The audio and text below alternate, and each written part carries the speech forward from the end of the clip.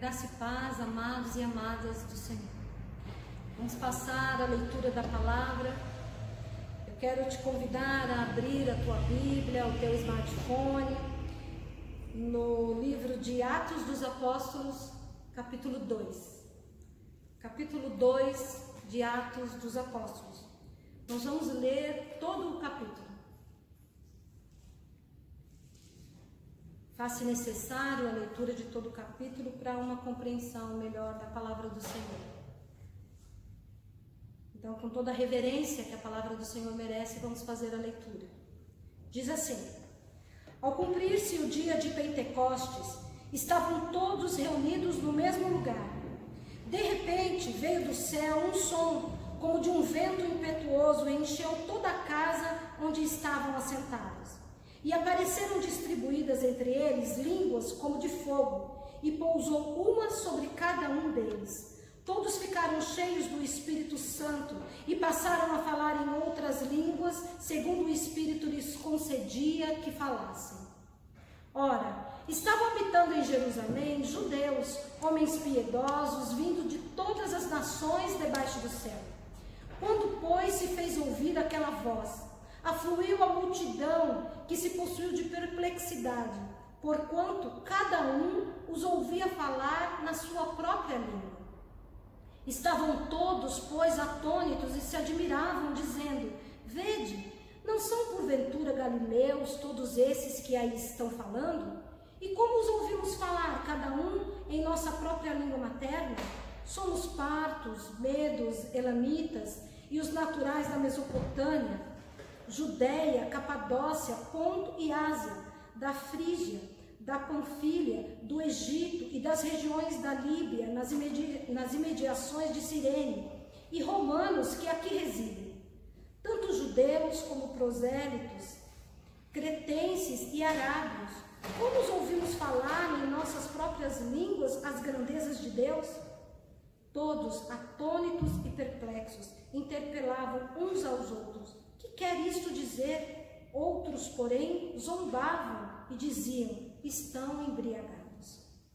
Então se levantou Pedro com os 11 e, erguendo a voz, advertiu-os nesses termos: varões judeus e todos os habitantes de Jerusalém, tomai conhecimento disto e atentai nas minhas palavras. Esses homens não estão embriagados como vindes pensando, sendo esta a terceira hora do dia.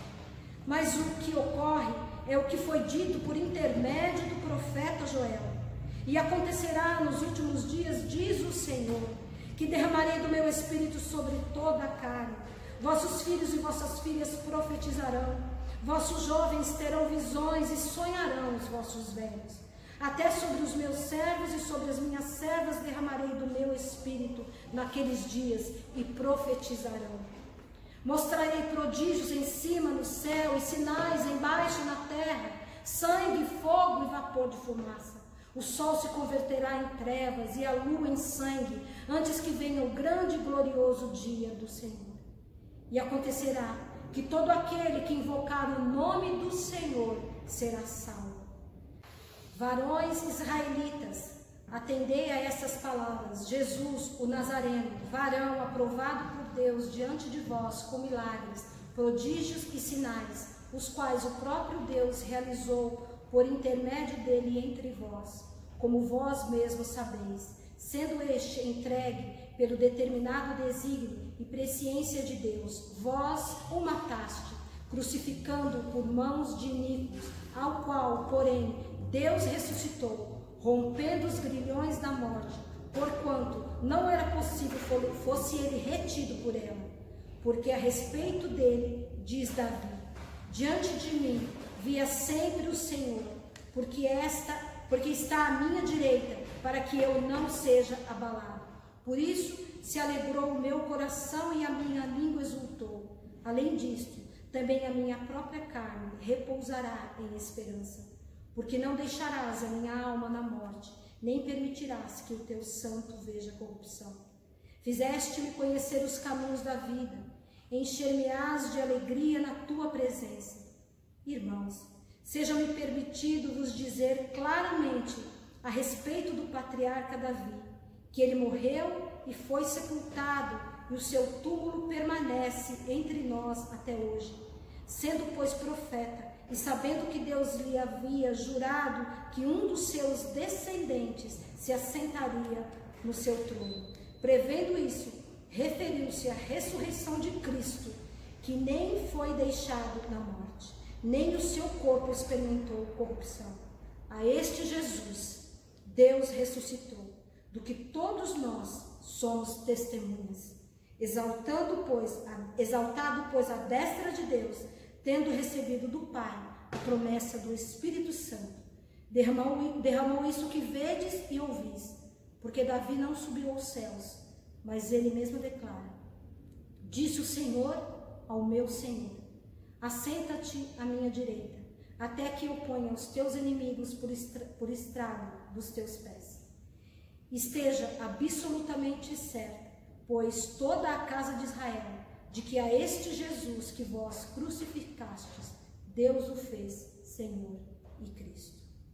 Ouvindo eles estas coisas, compungiu-se-lhes o coração e perguntaram a Pedro e aos demais apóstolos: que faremos, irmãos?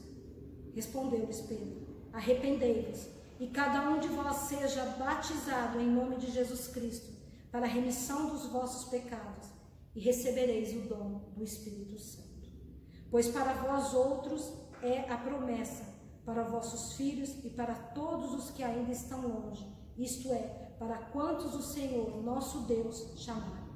Com muitas outras palavras, deu testemunho e exortava-os, dizendo: salvai-vos dessa geração perversa. Então, os que lhe aceitaram a palavra foram batizados, havendo um acréscimo naquele dia de quase 3.000 pessoas. E perseveravam na doutrina dos apóstolos e na comunhão, e no partir do pão e nas orações. Em cada alma havia temor, e muitos prodígios e sinais eram feitos por intermédio dos apóstolos. Todos os que creram estavam juntos e tinham tudo em comum. Vendiam as suas propriedades e bens, distribuindo o produto entre todos, à medida que alguém tinha necessidade.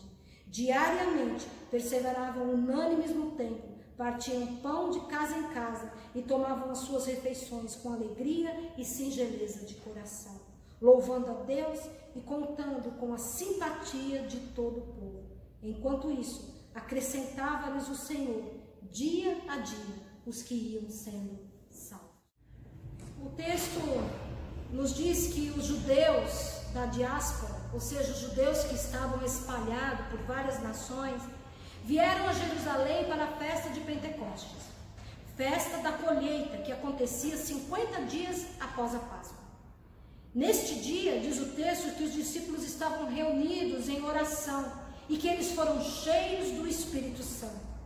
Diz também o texto que veio como um som do céu, parecido como um vento muito forte que encheu todo lugar onde eles estavam. E diz também que línguas de fogo pousaram sobre a cabeça de cada um deles e eles começaram a falar em línguas. E aqueles judeus, vindos de toda parte, de diversas nações, ao ouvirem tudo isso, foram ver o que havia acontecido e ficaram perplexos, porque os discípulos estavam falando com eles nas suas próprias línguas.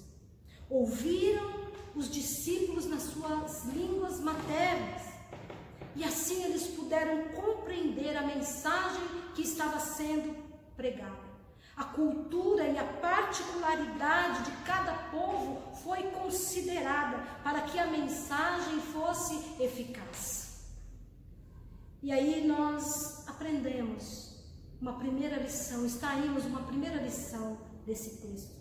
O Espírito Santo foi derramado para que a palavra de Deus fosse manifestada, para que a mensagem fosse ouvida. Uma mensagem de cura, de restauração e de salvação. O mais importante não foi o falar, o mais importante foi o ouvir. Tanto que muitos daqueles que estavam ali, como o texto diz, zombaram dos discípulos, disseram que eles estavam embriagados, tentaram desviar a atenção daqueles que queriam ouvir E com isso nós aprendemos também que sempre haverão falas contrárias à palavra de Deus e que sempre haverão ouvidos que se recusam a ouvi-la. Dos versículos 14 até o versículo 40, diz que Pedro se levanta, já cheio do Espírito Santo. Pedro, aqui um homem transformado, ele faz uma pregação que também transforma a vida de cerca de 3.000 homens. E nós temos que nos lembrar que nessa época mulheres e crianças não eram contadas.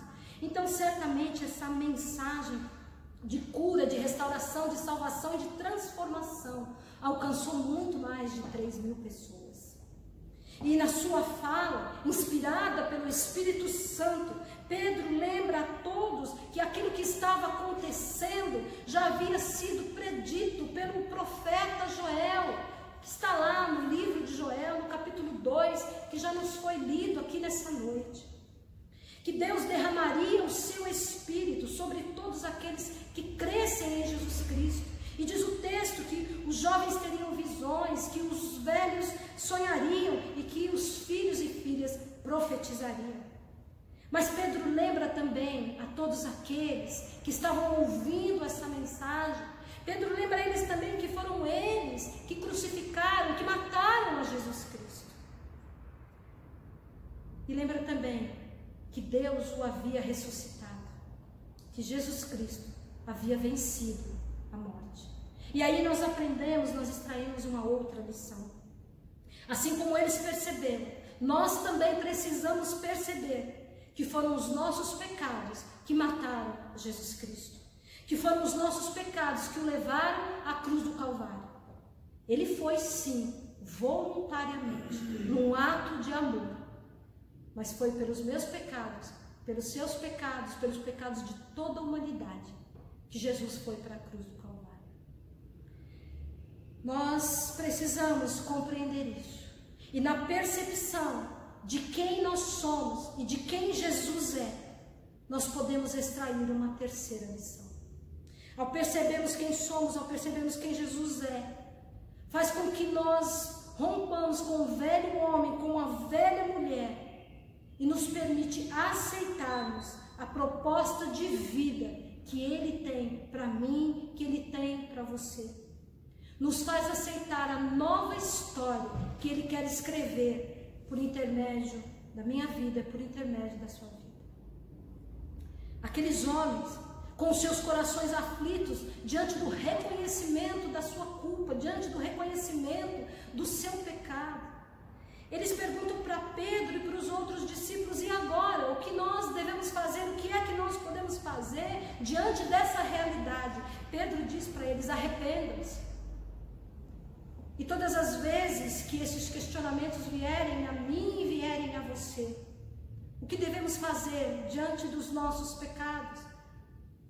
Pecados de omissão, pecados do egoísmo, pecados de nos entendermos melhores do que os outros, pecados de deixarmos de ser aquilo que Deus quer que nós sejamos.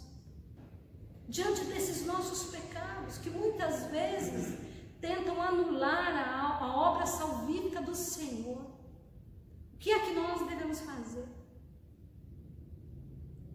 Arrependermos. Nos arrependermos, confessarmos os nossos pecados, voltarmos ao Senhor e começarmos de novo. O texto diz lá no versículo 41, que todos aqueles que aceitaram a mensagem foram batizados. Batizados e receberam o Espírito Santo de Deus. Essa é a mensagem que fica para nós diante desse texto, uma das mensagens. Quando nós nos arrependemos, aceitamos Jesus como Senhor e Salvador das nossas vidas, somos batizados e o Espírito Santo de Deus passa a habitar em nós. Nós passamos a ser templo do Espírito de Deus. Versículos 42 até o versículo 47 diz que todos aqueles que aceitaram essa mensagem foram salvos, foram batizados, mudaram as suas práticas de vida. Diz o texto que eles passaram a estudar a palavra, que eles passaram a orar ainda mais, a viverem em comunhão, viviam a unidade, dividiam o que tinham e por isso ninguém passava necessidade. E aí nós aprendemos mais uma lição. Essa mensagem, quando ela toma vida por meio das nossas vidas, elas alcançam outras pessoas. Então, essa mensagem de cura, de restauração, de salvação, toma vida por meio da vida dos que foram transformados. E eles passam a ser agentes de transformação aonde eles estão. Quando o Espírito Santo é derramado, o nós é mais importante do que o eu. Não há mais espaço para o egoísmo, para o individualismo. Eu sou completo e eu me encontro no encontro com o outro e na plenitude do outro. Se um sofre, todos sofrem. Sofrem a alegria de um, é a alegria de todos. E essa nova forma de vida é percebida. E ela influencia e ela contagia a outros. E ela causa também admiração. O texto diz que os apóstolos, os discípulos passavam a contar com a simpatia de todo o povo. Essa é a verdadeira igreja do Senhor. Uma igreja chamada a ser transformada e após ser transformada, transformar o mundo. O corpo de Cristo, como Paulo fala lá em 1 Coríntios, no capítulo 12, a partir do versículo 12, eu vou ler apenas alguns dos versículos, mas depois você leia todo o capítulo 12 de 1 Coríntios. Diz assim: porque assim como o corpo é um e tem muitos membros, e todos os membros, sendo muitos, constituem um só corpo, assim também com respeito a Cristo. Pois em um só Espírito todos nós fomos batizados em um corpo, quer judeus, quer gregos, quer escravos, quer livres, e a todos nós foi dado a beber de um só Espírito. O corpo de Cristo reunido em comunidade, da qual Ele é a cabeça. E o Espírito Santo dirige e capacita a esse corpo, onde todos são diferentes, mas igualmente importantes. E devem ser harmônicos, e o vínculo que os une é o amor. A promessa é para o corpo, a promessa é para todos. E se você está no corpo, a promessa é para você. O Espírito Santo é para todos, porque o corpo é indivisível. O que Paulo está dizendo nesse texto é que todos foram batizados, formando o corpo de Cristo. Esse corpo é resultado do amor de Deus que nos salvou e do poder do Espírito Santo que nos move, que nos capacita e que nos converte para propósitos divinos. A Igreja de Cristo precisa assumir a sua responsabilidade diante dos desafios desse mundo. Fomos chamados a ser testemunhas do amor e do poder de Deus, que cura, que salva, que transforma, que faz novas todas as coisas. Porque agora Deus habita em nós. Mas o Senhor busca testemunhas maduras, não infantilizadas, testemunhas firmes, íntegras, fundamentadas e alicerçadas na sua verdade. A sua verdade que é eterna, não em verdades humanas que são finitas e falhas. O Espírito Santo veio para transformar todas as histórias, ele veio para transformar todas as vidas e por meio dessas vidas e histórias, agora transformadas, transformar todo mundo. Eu quero te convidar a fechar os teus olhos.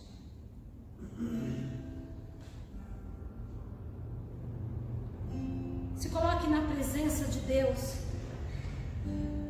na certeza de que Ele é seu Pai,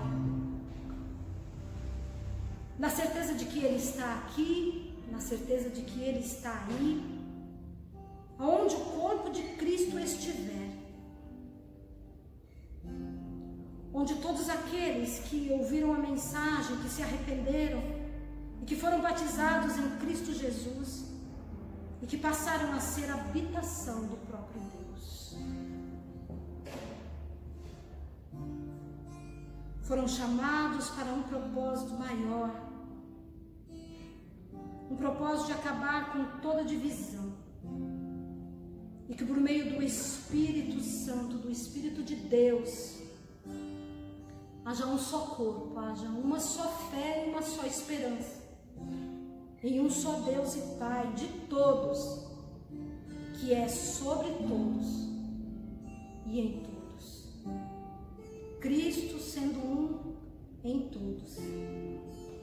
Essa é a mensagem da Igreja de Cristo.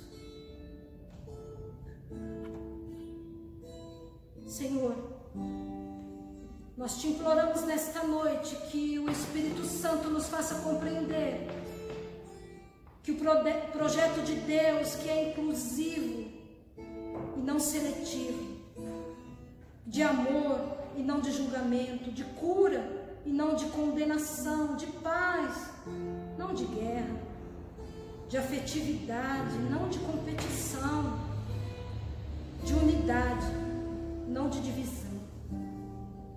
Nos faça compreender que esse é o projeto para a tua igreja, para a Igreja de Cristo. Tu és o nosso Pai, o nosso Criador, o sustentador da vida. Nós nos rendemos ao Teu Espírito que foi derramado sobre nós, Teu Espírito que veio para nos revelar toda a verdade. Ó Pai, nessa noite de modo especial, abre os nossos olhos, abre os nossos ouvidos, Senhor, para que nós possamos compreender a Sua mensagem e por meio dela nos tornarmos instrumentos Teus neste mundo que carece da Tua graça e misericórdia. Pai, clamamos pela ação do Teu Espírito Santo, que foi derramado sobre toda a carne, e pedimos que as visões, que os sonhos e que as profecias vindas de Ti se espalhem e tragam esperança e fé a toda a humanidade. Essa é a nossa oração, em nome de Cristo Jesus. Amém. Amém. E amém.